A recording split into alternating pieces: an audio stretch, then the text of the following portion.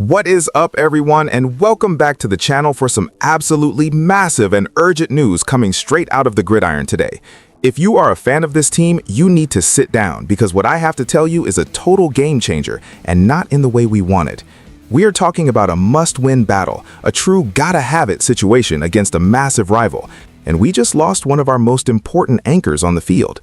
This is a huge blow to the heart of the protection unit, and it could change the entire trajectory of the season right now. Before I reveal the names and the full medical breakdown, do me a huge favor. Smash that like button right now, subscribe to the channel, and leave a comment below with your name and the city you are watching from so I can give you a shout out. Let's get right into the heat of the action. I am reporting that the Indianapolis Colts have officially lost starting center Tanner Bortolini for the remainder of the contest against the San Francisco 49ers. This is a devastating development for a team that was already struggling with depth issues across the trenches. Bortolini, who has been a vital part of the internal structure of this offensive line, has been downgraded to out after suffering an injury during the heat of this high-stakes matchup. In his absence, the veteran backup Danny Pinter has entered the game and is now serving as the general of the offensive line. This situation is particularly precarious because the Colts entered this specific game without both of their starting offensive tackles. When you lose your tackles and then lose the man snapping the ball in the same game, you are looking at a cataclysmic scenario for any quarterback. However, this was even more critical considering who is under center today. Philip Rivers is back, and while he has looked crisp and in control, he is notoriously one of the most immobile quarterbacks in the history of the league. Rivers depends entirely on a clean pocket and a predictable interior rush. Without Bortolini and without the starting tackles, the margin for error has essentially vanished. This is arguably the worst thing that could have happened to Indianapolis at this specific juncture of the game. The remaining starters left to protect the veteran quarterback are left guard Quentin Nelson and right guard Matt Gongalves. It is important to note that Gongalves is already playing out of his natural position, filling in at right tackle for Braden Smith, who is currently on the injured reserve due to a concussion. This leaves a massive hole in the middle, where Danny Pinter must now communicate with Rivers to identify blitz packages and stunts from a very aggressive 49ers defensive front. Looking at the tactical impact, this changes everything for the running game as well.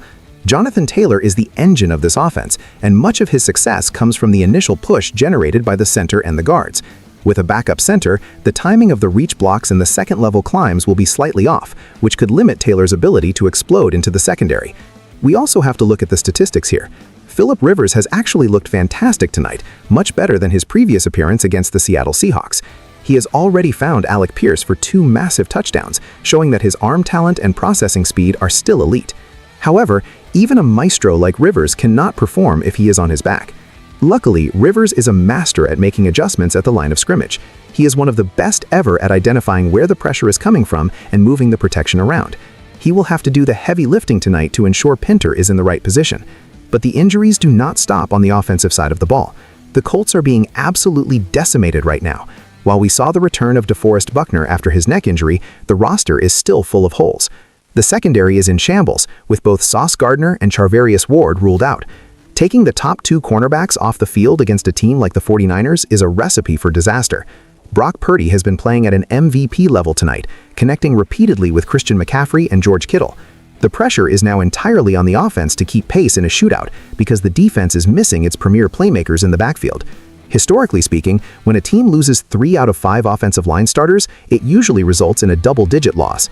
The Colts are trying to defy those odds. We have to discuss the salary cap and roster management implications here as well. Losing Bortolini, even if only for the rest of this game, forces the front office to look at the available free agent market for offensive line depth. With the trade deadline in the rearview mirror, the options are slim.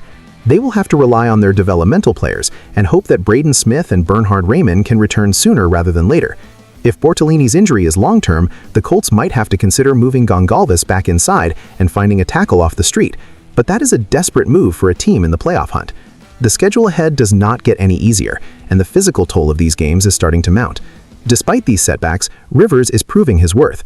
His ability to traverse his diminishing physical attributes through pure mental processing is a sight to behold. He has been having his way with the defense led by Robert Saleh, even with the patchwork line in front of him. Whether he can sustain this for 4 quarters while under constant duress is the million-dollar question. The fans at Lucas Oil Stadium are holding their breath every time a 49ers defender gets close to number 17. We also need to monitor the chemistry between Pinter and Rivers. The center-quarterback exchange is the most underrated part of the game. A single fumbled snap or a miscommunicated protection call could result in a turnover that flips the entire momentum of the game. The Colts are fighting for their playoff lives, and losing a key piece like Bortolini is a gut punch that tests the depth of Shane Steichen's roster. We will be watching the post-game reports very closely to see the extent of the damage. If this is a multi-week injury, the Colts might be in serious trouble for the remainder of December.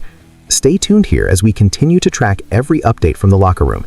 This is a developing story, and the implications for the AFC South standings are massive. We will keep you posted on every roster move and injury updates as they happen. Make sure you keep the conversation going in the comment section and stay loud for your team, because they are going to need every bit of support to pull off this victory against all odds.